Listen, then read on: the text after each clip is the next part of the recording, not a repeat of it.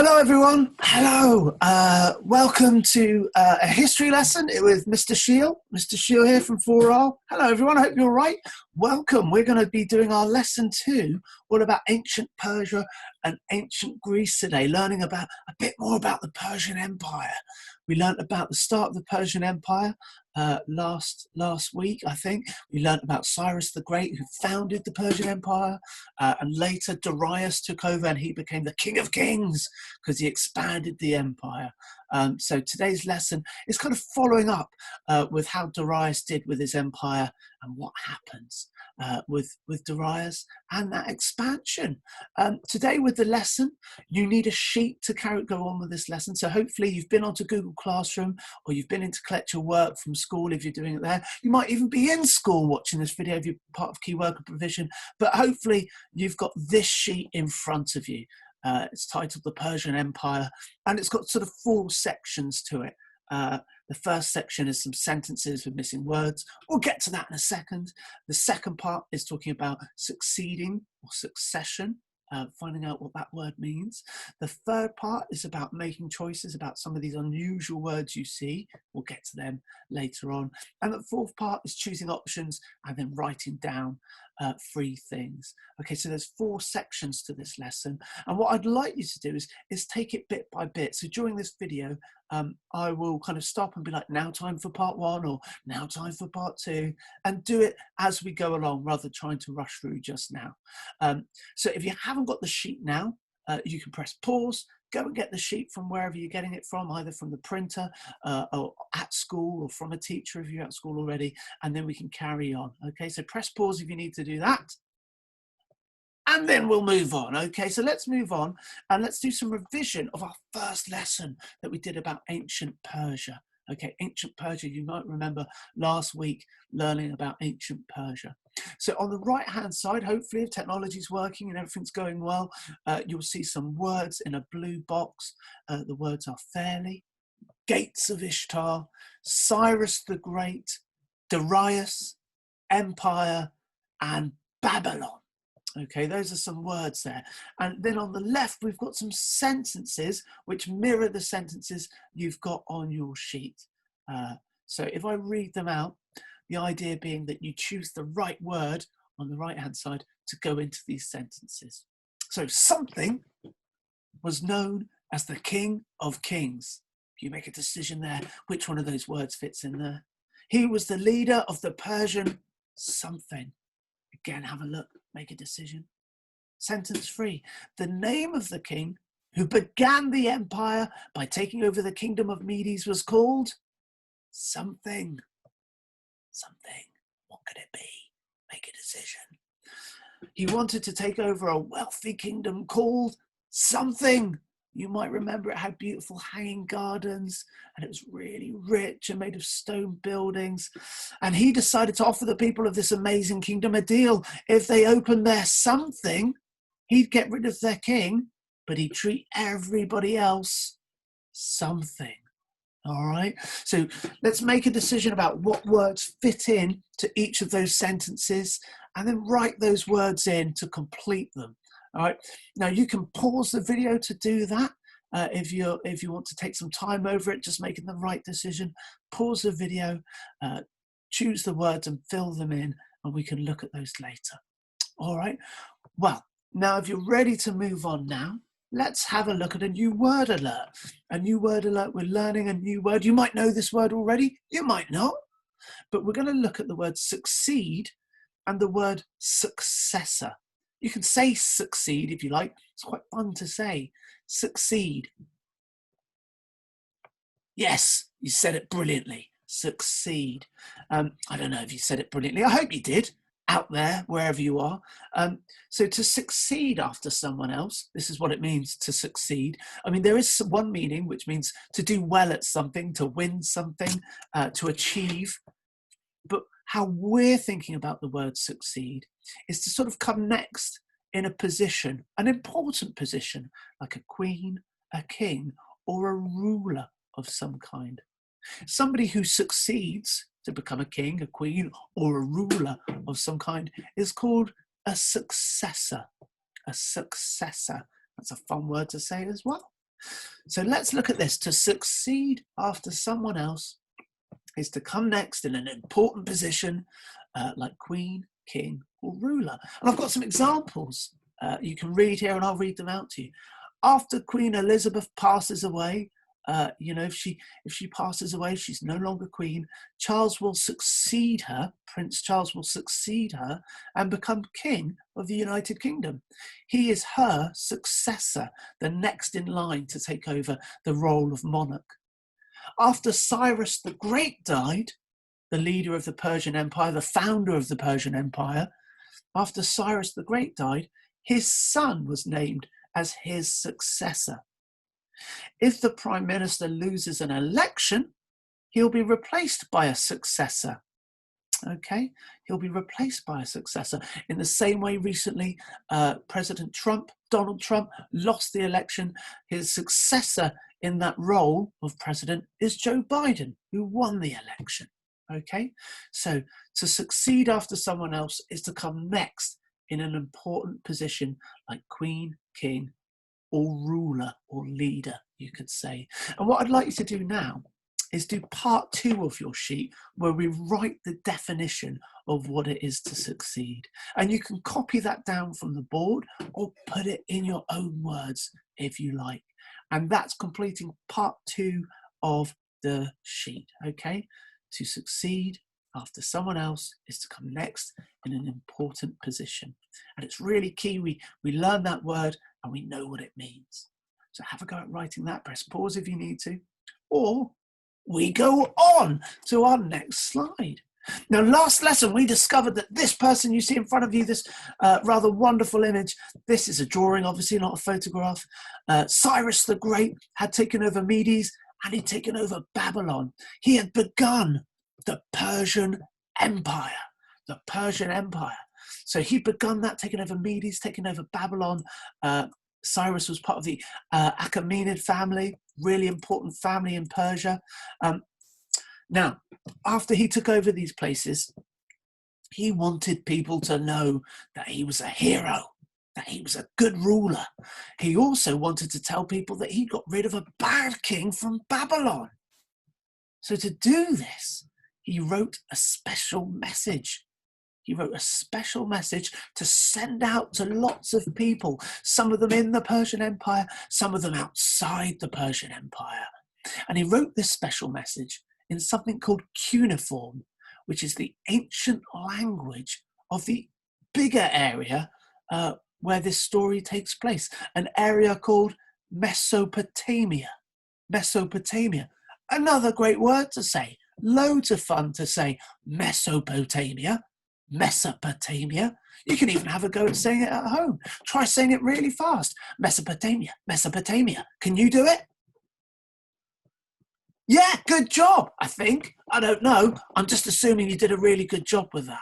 Mesopotamia. And in Mesopotamia, the written language that, if people could read, they'd read cuneiform, okay? And so Cyrus had a cylinder, a big cylinder made out of clay, and on it was written a message. And obviously Cyrus was in charge of what this message said, and Cyrus the Great, well, it wasn't called Cyrus the Awful, or Cyrus the Ugly, or Cyrus the Useless. He was Cyrus the Great, and he wanted people to know just how great he was. So he had that message, how great he was, written in cuneiform on this cylinder, the Cyrus cylinder. The message said that Cyrus was chosen by the gods and that he was a kind ruler, and he sent slaves back to where they came from. He rebuilt broken or damaged religious temples. He repaired walls. So on this Cyrus cylinder, the message was really loud and clear. Cyrus the Great is great. He does lots of good stuff. He gets rid of bad people, bad rulers. He frees slaves who've been held against their will. He rebuilt religious temples so people could worship the way they wanted to worship. So a lot of the information that people could get their hands on back in the ancient days of Mesopotamia, a lot of that information came from Cyrus the Great. And you might even say the news was a little bit biased because Cyrus the Great, the leader, the founder of the Persian Empire, he was in charge of telling people just how great he was. And he thought he was really great. But slavery was a big problem. So Cyrus the Great did get a good reputation because he did free lots of slaves in places like Babylon. And a slave is someone who's owned by someone else and forced to obey them and work for them. And there were many forced slaves in places like Babylon. But when Cyrus took over, he set them free. He was really popular for doing that. Lots of people liked Cyrus the Great for doing that. And so the empire grew because other places didn't mind Cyrus the Great being the ruler if he would do kind things like that. Well, as the Persian Empire moves on, Cyrus dies. He passes away, and his son succeeded him. There's that word again, succeeded. His son was his successor. And Cyrus's son conquered another important place, conquered Egypt. The Pharaoh of Egypt, you might remember the pharaohs of Egypt, learning about Tutankhamun and some other great pharaohs. Well, all those pharaohs were now ruled by a more powerful king, the king of the Persian Empire, now ruled over Egypt, ruled over the Pharaoh of Egypt. And the growing Persian Empire was very large, it was very strong, but it wasn't always peaceful. Wasn't always a happy place, the Persian Empire. Now, as it grows, time goes on, and Darius's time arrives to become king. Okay, Darius was a general in the Persian army, and he was a really powerful, important part of the Persian army, one of the most important generals in the Persian army. So trouble was spreading across the Persian Empire, and on your board you'll see this map. You'll see this map, and I might illustrate it a little bit. Let's see if I can get a pen and just show you some of the things on this map. Let's have a look. Let's get a kind of bluey green color, and let's look. We've got Persia here. We've got Medes up here, Babylon over here. We've got Egypt all the way over in the west. You've got places like Cappadocia up here, Assyria over in the west as well, Bactria over in the east. This place is huge, the Persian Empire. Now, King Darius, when it's his time to become king, he added the Indus Valley into the Persian Empire under Persian control. And the Indus Valley, if we look at it, just kind of circle this area here, the Indus Valley is where India is today. The Indus Valley becomes known as India later on. And it's a huge place, a powerful place, but it falls to the Persian Empire. So now Darius is the king of lots of other kings, lots of other places. Egypt, Babylon, Medes, Armenia, parts of India now. It's a huge place. It's a huge place. But ruling over such a large part of land isn't without its problems. Now, Darius spent years trying to keep his enormous empire held together. The empire was just so big, and Darius lived far away in Babylon. He couldn't be in every part of his empire at the same time to see that it was running smoothly, to see that it was a peaceful place. So he had to have a plan, Darius. He had to come up with a way of kind of still keeping hold of his empire, because he was still kind of wanted the Persian Empire to be great, wanted the Persian Empire to have all of these different areas that they would pay money to Darius and the Persian Empire. But he found it difficult to keep it all together because there were just so many different kingdoms. So in the Persian Empire, we talk about loads of different kingdoms, Indus Valley, Egypt, all these different places. There were people who spoke different languages, many different languages. So sometimes it made it hard to communicate.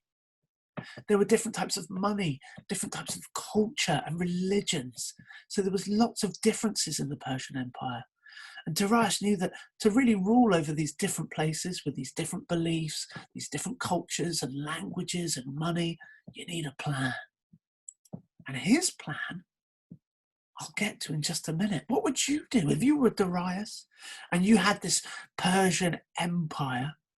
What would you do to kind of keep it under control, to make sure that people followed your rules and paid you taxes? Have a think. What would you do? I'm going to have a think too for a minute. Hold on. Yeah. I wonder if that would work. I wonder if you've had any good ideas. I've had an idea. I don't know if it would work, but let's see what Darius came up with, all right, and see how that compares to whatever idea maybe you just had. So around 500 BCE, Darius came up with this plan, all right? So instead of trying to keep his empire together all by himself, he decided to divide his empire into 20 parts. And each part was called a satrapy. Okay, a satrapy. And here on the screen you can see a map of the Persian Empire, and it's split into 20 parts. All right, we can read some of these names. We've got India in the west here, Babylonia kind of in the middle part because Darius was ruling from Babylon there. We've got over here, we've got Egypt over here in the east. We've got Lydia, Thrace, Cappadocia, Armenia, Sogdian. I hope I'm saying that right. That's kind of in the northeast. So all these different places, 20 of them, 20 what we call satrapies. And you can have a go saying that word at home, satrapies. And that's the name for each section of the Persian Empire. Now, Darius thought this was a good idea because he could put his friends in charge of each of the satrapies, and they could kind of rule in his place and report to him. And each of his friends was given a title, a satrap. And there would be a satrap in charge of Egypt. There'd be a satrap in charge of India. The satraps would rule over the satrapies for Darius. And the satraps would make sure people obeyed the king's laws. So that way, Darius could look over and lead the whole Persian Empire, but he had these sort of friends to take care of each section. And that was his plan. I wonder if it's similar to the plan you maybe thought of. It's very different to my plan. I think my plan wouldn't have worked at all. I'm sort of embarrassed that I even came up with it now. Right, so let's move on to part 3 of our sheet. Choices, choices, choices. Okay, so we've got 4 words here, and I'm going to read them out to you. And the definition or the meaning of each word, there's a choice between A or B. So cuneiform, we talked about that a little while ago. What's cuneiform? Is it A, a written language of Mesopotamia, or is it B, a type of money? So what you can do on your sheet now is just circle the one that you think it is. Let's have a look at satrapies now. Is that a section of the empire, or does that refer to the Persian army? Circle what you think it is. Is Babylon a famous city now within the empire, or is it a type of spoken language in the empire? Circle which one you think it might be. And the satraps, or the satraps, is that the cylinder that carried news of Cyrus the Great? Or is it the name of the ruler or the leader of each section of the empire? So make a decision there, A or B, circle it on your sheet, and we'll have a look at those later to see if you got them right. Right, pause there if you want a bit of time, or on we go.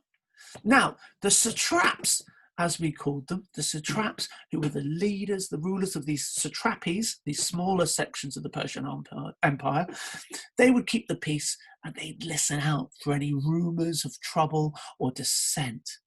We could say that the satraps were Darius's eyes and ears because they were the leaders in that area. They told Darius about any possible trouble, anybody wanting to start a rebellion or to resist the Persian Empire. They could also collect taxes from people in that satrapy. So that money would go to help keeping the satrapy running, but also it would go back to Darius as well to help keep the Persian Empire rich. And they were powerful people, the satraps. So they were the leaders in the area. They told Darius about trouble and they collected taxes. So those were 3 really important jobs that they did. Now, Darius could have used the taxes to make himself even richer, but he didn't. He didn't. Well, he did a bit, but he didn't do with all of it. Darius used the money to build roads across his empire, linking one city to another city. This was a revolutionary idea. So he was trying to link the Persian Empire together, to make the bonds between the Persian Empire easier to get to all the other places, to join them all together into one place as an empire. But not everybody in Darius's empire wanted the Persians to be in charge. And that was part of the job of the satraps, to look out for trouble, to look out for people who didn't want to be under the control of the Persians. That might spark a rebellion.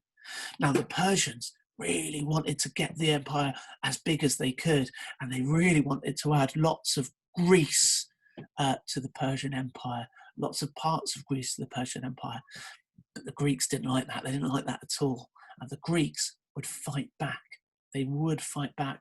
And part of our next lesson is learning about ancient Greece and what the civilization was like in ancient Greece. And then we're going to talk a little bit about what happens when Persia tries to take over Greece. And I tell you what, there's a bit of trouble coming our way when we learn about that. Now, to finish off our sheet today, part 4, I'll read it out to you, is just to think a little bit about some of our learning today. So I'll read the sentences out and you can make a decision. What was the name of the special message that Cyrus the Great sent across his new empire, just to say how great he was? Circle one of these. Was it the Cyrus Decree? Was it the Cyrus Oblong? Or was it the Cyrus Cylinder?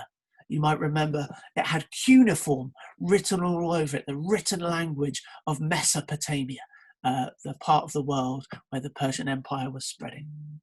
How many satrapies did Darius divide the Persian Empire into?